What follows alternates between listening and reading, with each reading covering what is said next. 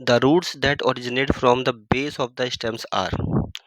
तो क्वेश्चन से पूछा गया है कि रूट का नाम बताना है जो कि निकली हुई होती है कहाँ से, base of the stem, stem के बिल्कुल बेस से निकली हुई होती है। तो ऑप्शन डी अगर हम देखें उसमें लिखा हुआ है लेटरल रूट्स।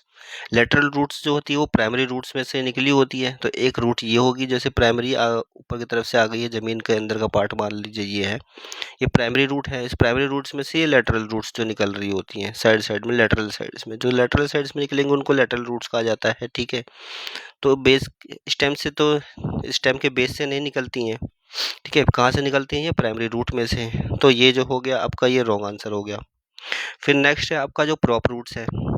प्रॉप रूट्स कहाँ से निकलता है, ये बिल्कुल एरियल के पार्ट्स, एरियल वाला जो पार्ट होता है वहां से निकलता है। ठीक है, तो ये कहाँ से निकलता है, फ्रॉम एरियल पार्ट।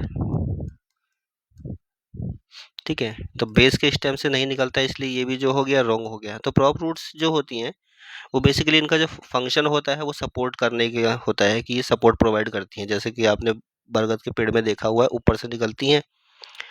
ठीक है, उसको कहा जाता है प्रॉप रूट्स। तो बेसिकली फंक्शन इसका क्या है, सपोर्ट करना।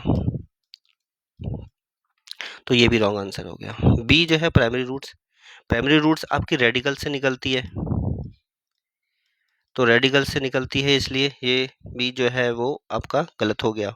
जो राइट आंसर है, जो स्टेम्स के बेस से जो रूट्स निकलती है उसको कहा जाता है फाइब्रस रूट्स। अगर इसका एग्जांपल से आपको देखना है तो जैसे कि गेहूं हो गया, गेहूं की रूट्स जैसे होती है, बिल्कुल बालों की तरह होती है, फाइबर्स की तरह होती है, बहुत अलग अलग पार्ट्स में डिवाइड हो जाती है। ठीक है, तो वो उसको कहते हैं फाइब्रस रूट्स।